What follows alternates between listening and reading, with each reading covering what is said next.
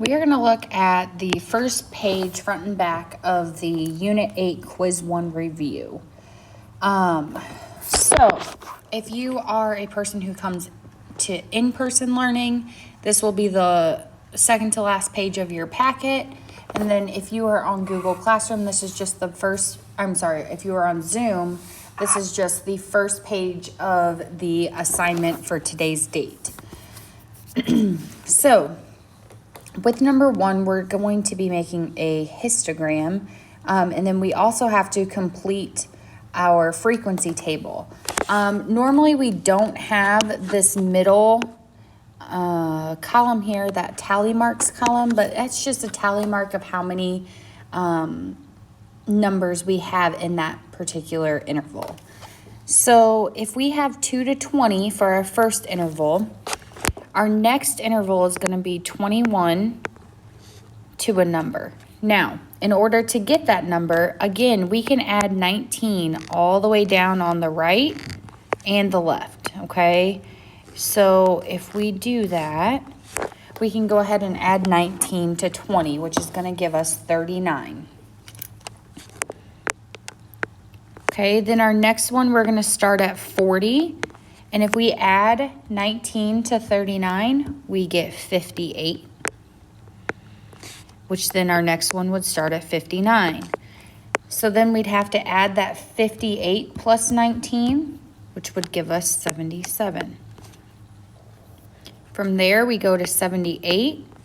And then our last interval, we take that 77 plus 19. So that'd be to 96. So based on this information, we've created our intervals, and we have to figure out how many numbers are in each interval. So the frequency of each of those numbers. In this case, we're talking about dollars spent per lunch. So from 2 to 20, we have to figure out how many numbers are between 2 and 20.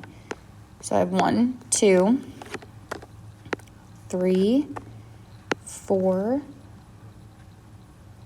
5, 6, 7, 8. So I should have 8 numbers that are between 2 and 20. And so I'm going to put 8 for my frequency, and then for tally marks, I'm going to go ahead and put 8 of those as well, just to show it in tallies too. Okay, so then for 21 to 39, it actually tells us that there are 4 of those. Okay, just based on those tally marks. 40 through 58. So this we're going to go ahead and highlight again. 40 to 58, I have 1, 2, 3, 4, and I believe there's only 4 numbers that are between 40 and 58. So I'm going to put 4 tallies along with the number 4 for our frequency. 59 to 77, we have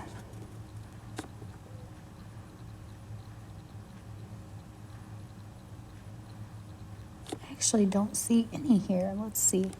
59 to 77.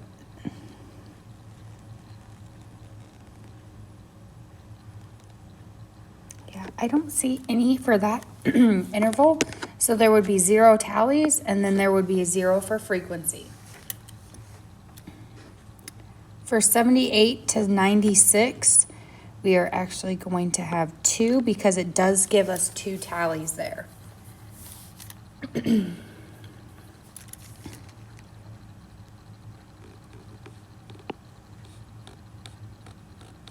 Okay, so from here, we're going to actually create our histogram. So we have intervals. It's going to be dollars spent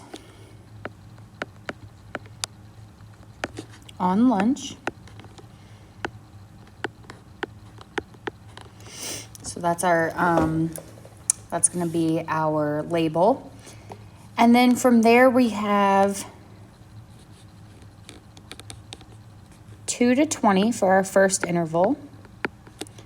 Then we have 21 to 39, 40 to 58, 59 to 77. We also have 78 to 96. Okay, our highest frequency is 8, so I am only going to go by ones on my frequency side.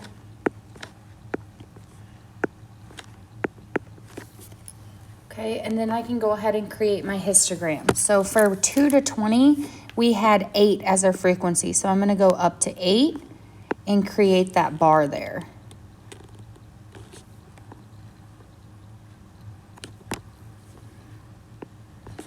Okay, and then I'm going to color it in or shade it in. You don't have to shade it in. Then we have from 21 to 39, we had 4. So I'm going to go ahead and create that bar. Again, I'm going to shade it in. You do not have to. Then from 40 to 58, again, we had 4.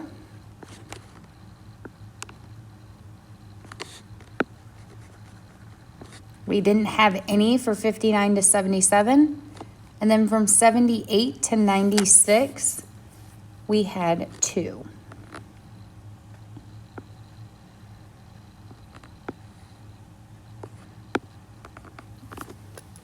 So this would be our histogram. Based on this histogram, we're actually going to answer the questions below. So it says the histogram is uniform, symmetric, or skewed. In this case, we start really high and we slowly decrease. Okay, so this I would say is skewed. Then it says, without calculating, complete this statement. The median is blank than the mean. So the median is your middle number. And since we have a lot more of our data over here on the on the left, our median is actually going to be higher than, so greater than our mean. For part C, it says which interval occurred with the greatest frequency. The one that occurred the most was our 2 to 20 interval. It occurred 8 times.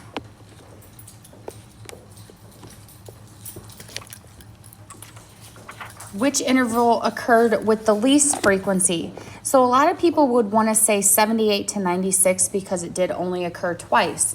But technically, 59 to 77 didn't occur at all. So that is going to be our least frequent interval, 59 to 77.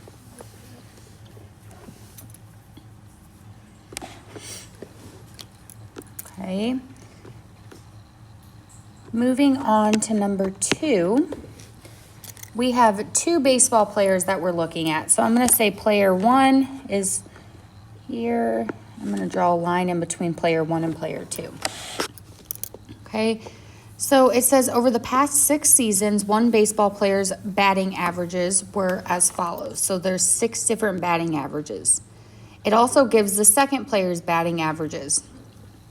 So we want to know the range and we want to know the mean of each of these players.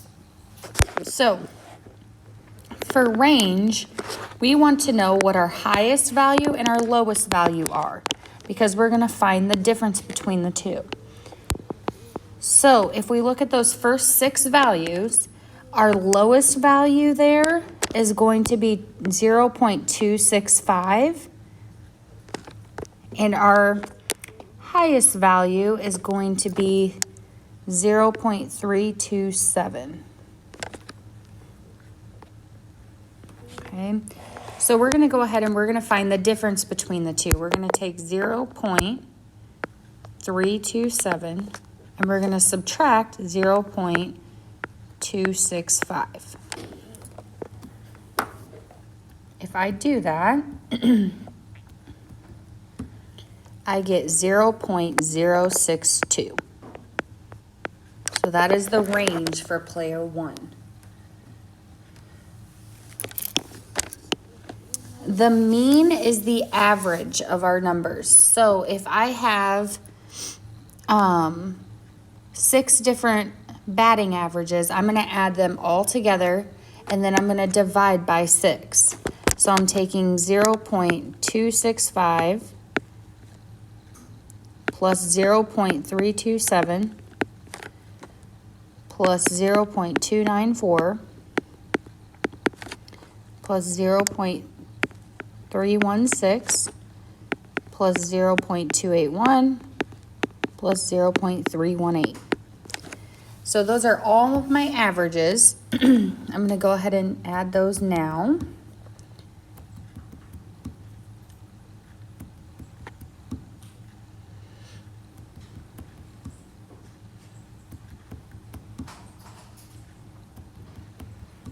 And I actually get 1.801.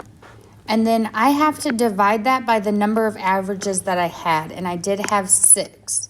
So if I divide that by 6, I get 0.300.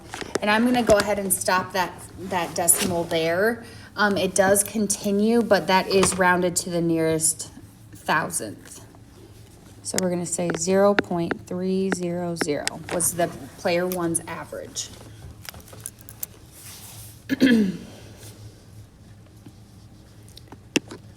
For player 2, we're going to do the exact same thing with their data. So we're going to find the range and we're going to find the mean.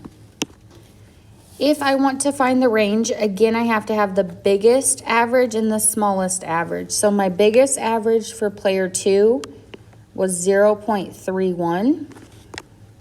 I'm sorry, 0.314. And the smallest average was 0.285. So if I subtract those two,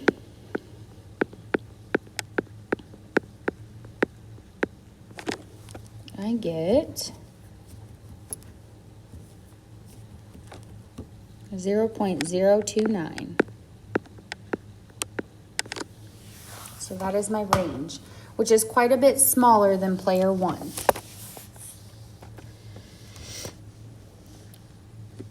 From there, I have to find the mean. And again, we found the mean by adding up all of our numbers and dividing by 6. I'm not going to write it all out this time. I'm just going to go ahead and add them all. And that gives me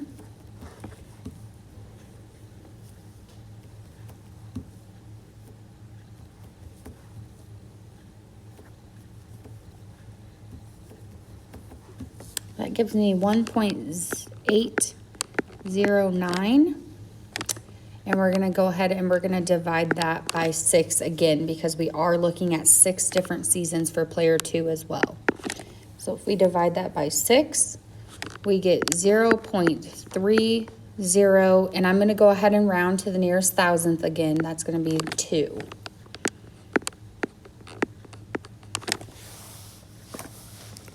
So it tells us to use our results to compare the players' batting averages. I mean, their batting averages are pretty similar. The only thing that I would say is the range of player 2's batting averages was a little bit smaller, which means that he's probably a little bit more consistent of a batter, but they do have approximately around the same average. So that's probably what I would put for number 2 if I'm comparing the 2 batters.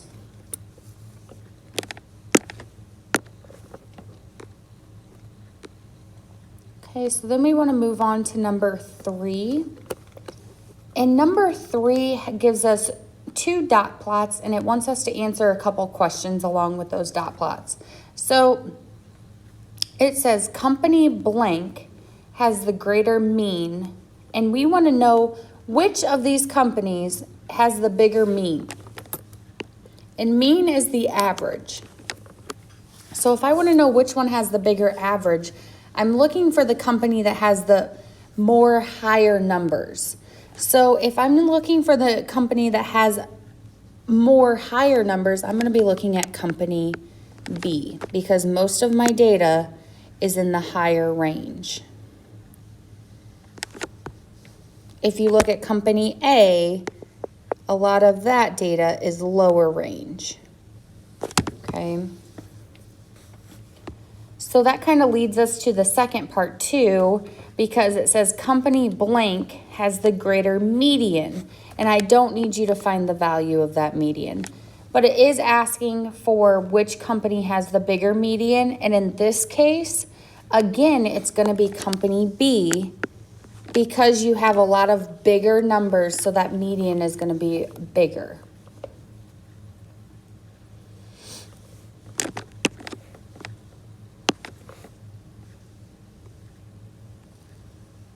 Okay, if we move on, we're going to be looking at some multiple choice questions.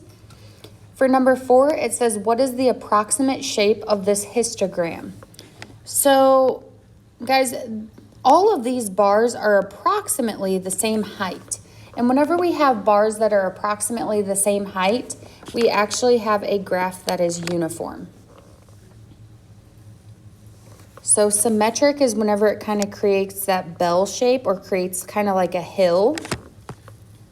In the middle of your graph is your peak. And then with skewed, that's whenever it's like more, it's higher on one end or the other. Proportional is not something that we have even talked about.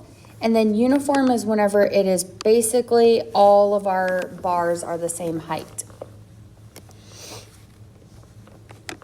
So that one would definitely be uniform.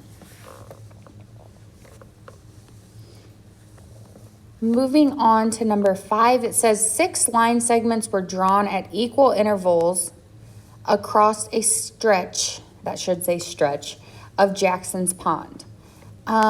Using the length of the line segments, what is the mean width of Jackson's Pond?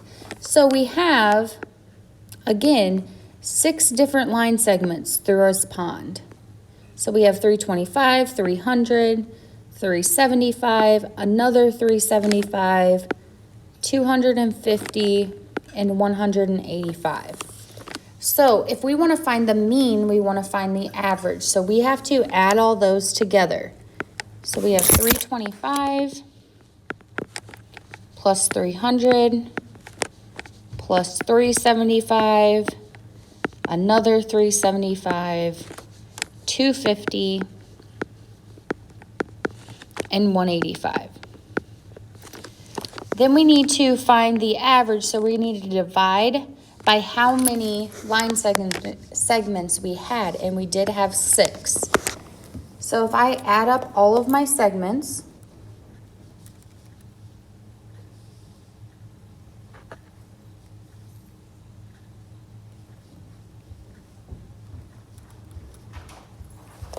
I get 1,810. Okay, and I'm going to go ahead and I'm going to divide that by 6. So if I divide that by 6, I get 301.7 if we're rounding to the nearest tenth. Or we could say 0.67, which does look like C.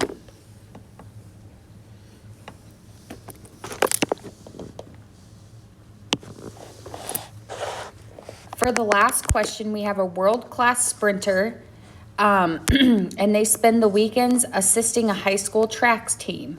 So most likely they're pretty fast. There are 52 members of the track team. The assistant coach times everyone on the team, including herself, running the 100-meter race.